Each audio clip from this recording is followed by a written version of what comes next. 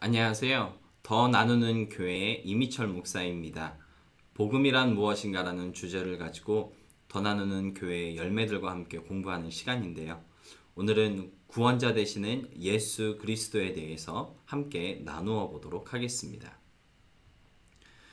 지난 시간에 우리는 죄인인 사람에 대해 함께 나누었습니다. 이제까지 살았던 모든 사람들, 지금 존재하고 있고 앞으로 존재할 모든 사람들은 다 죄인입니다. 죄가 있는 모든 것은 죽게 된다고 선언한 성경의 증거처럼 그래서 모든 사람은 다 죽는 것입니다. 성경은 죄인들을 위해 준비된 영원한 불바다, 즉 지옥이 있음을 말씀하고 있습니다. 그곳은 하나님 앞에 의롭지 못한 죄인들을 위해 준비된 영원한 고통과 슬픔의 장소입니다. 이런 내용은 사실 듣기 좋은 소식은 아니죠. 나쁜 뉴스임에 분명합니다. 그러나 성경은 우리에게 기쁜 소식, 좋은 소식, 굿 뉴스를 들려주십니다. 사실 이 그러나라는 단어만큼 힘 있는 말도 없습니다. 무엇을 말했던지 간에 그러나 그 다음에 오는 것이 진짜 영향력 있는 말이 되기 때문입니다. 우리는 다 죄인이고요. 저주받아 마땅한 사람들입니다.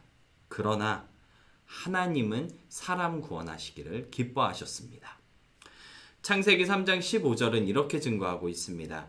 내가 너로 여자와 원수가 되게 하고 내 후손도 여자의 후손과 원수가 되게 하리니 여자의 후손은 내 머리를 상하게 할 것이요 너는 그의 발꿈치를 상하게 할 것이니라 하시고, 타락 직후부터 하나님은요 죄인들을 구원할 계획, 복음의 씨앗을 심으셨고요 역사 가운데 그 씨앗이 뿌리 내리고 성장하도록 인도하셨습니다. 창세기 3장 15절을 흔히 원시복음이라고 부르는데요. 이 구절에서 우리는 여자의 후손이라고 하는 하나님이 예비하신 한 사람을 발견할 수 있습니다. 왜 하나님께서는 여자의 후손이라고 하는 한 특별한 사람을 예비하신 것일까요? 바로 여기서 대속이라는 성경적 개념을 발견할 수 있게 되는데요. 하나님이 특별하게 예정해 놓으신 이 사람이 바로 우리의 모든 죄를 대신질 구속자입니다.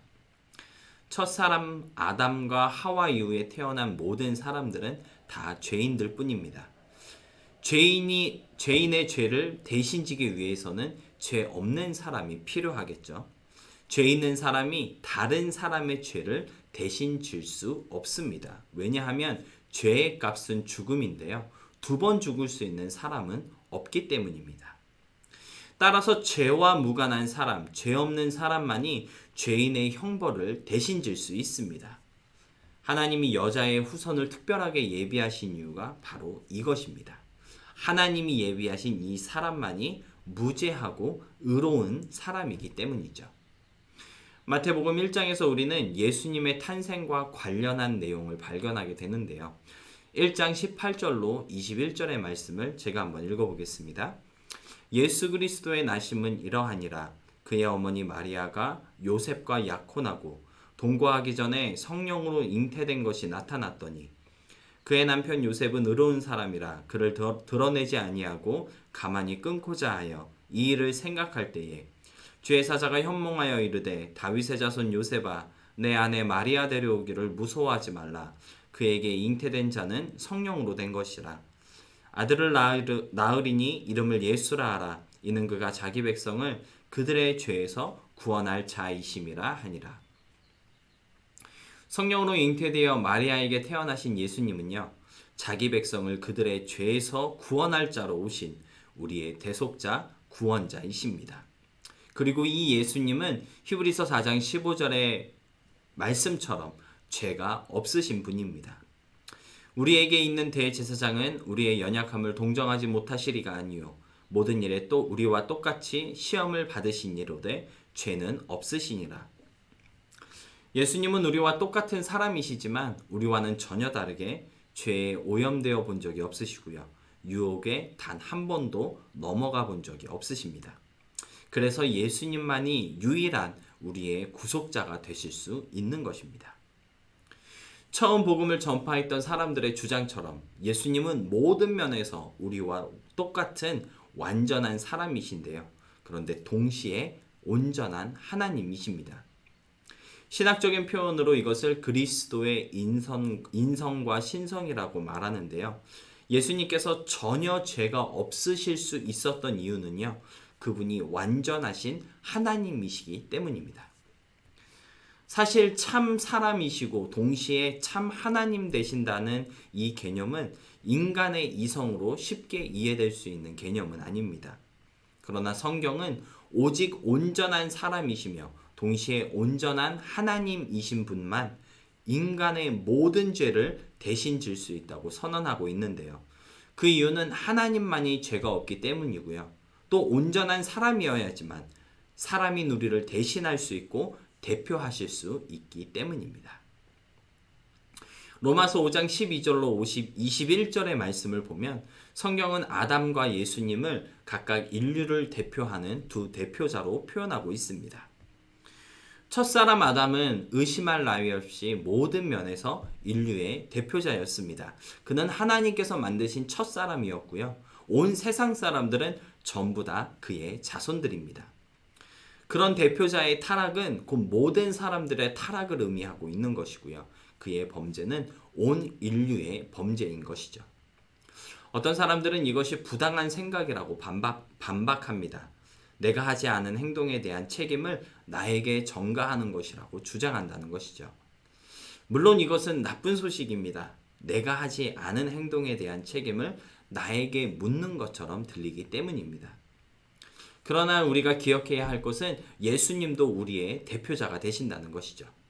참 사람으로 오신 예수님은요, 아담의 범죄로 인해 죄에 빠진 모든 인류를 대표해서 그들의 모든 죄를 다 짊어지시고 대신 죄의 형벌을 받으셨습니다.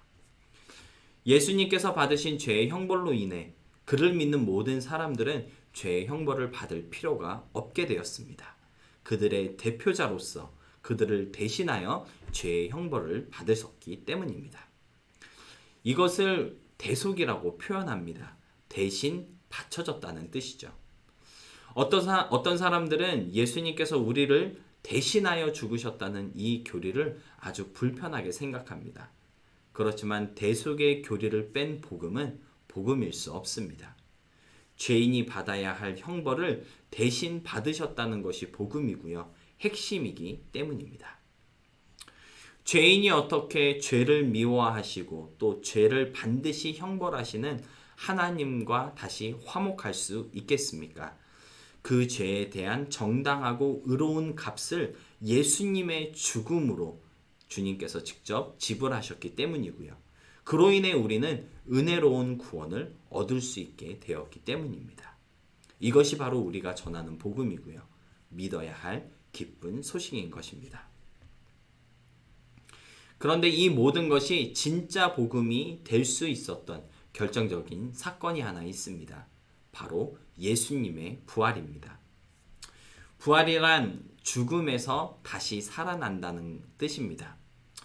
죽음은요, 곧 죄가 있음을 뜻합니다.